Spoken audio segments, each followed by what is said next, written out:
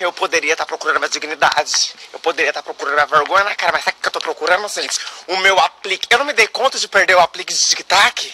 Eu tô andando na rua por todo o caminho que eu fiz, bebaça, ontem, atrás do meu aplique. O meu aplique! Nem que eu grudei chiclete na cruz, gente. Eu vou falar que eu já fiz um polidense mesmo pra acabar com tudo. Porque essas coisas só acontecem comigo. Quem que perde o aplique? Rafael? Indignada, eu não tô conseguindo acreditar. Eu tava me achando tanto com o meu cabelo.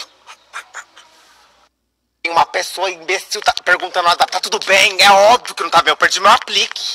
Procura seu aplique. Tô muito chateado. O que aconteceu? Perdi meu aplique. O quê? Perdi meu aplique. Se tem uma hashtag que eu tô hoje chateado. Indignada, eu nunca ganho nada na vida.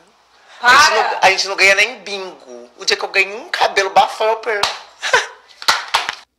Uma fase assim de tão desespero que eu tô prestes a imprimir uma foto do meu cabelo, grudar nos posts, procura-se aplique. Recompensa de R$500. No dia eu falei assim, vou lavar o cabelo agora que eu vou fazer uma escova no aplique. Eu cheguei a abrir meu guarda-roupa onde eu guardo o aplique, você achou? Nem eu. Ai não, eu tô indignado. Fernandópolis, região. E se você achou um aplique, eu te peço encarecidamente, me devolva esse aplique, estou precisando dele.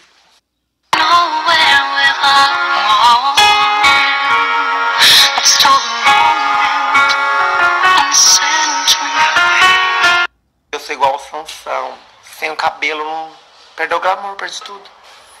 Melhor cabelo que a bunda. Oi.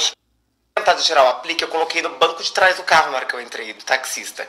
Então, assim, se você é uma pessoa que pegou táxi em Fernandópolis e achou meu aplique, eu dormi na casa da Betina, gente. Se eu tivesse dormido na casa da Betina, não tinha acontecido isso, não tinha pegado táxi, não tinha tirado...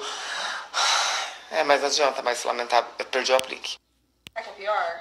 Não faz uma semana que você tem ele. Não é assim, eu só quero agradecer, obrigado. Foi super motivacional e me tirou da merda isso, essa frase. Esperar, entendeu? Eu não vou desesperar. Eu preciso do meu aplique. Se você achar meu aplique, devolve meu aplique. Eu não vou desesperar, não vou desesperar, não vou desesperar.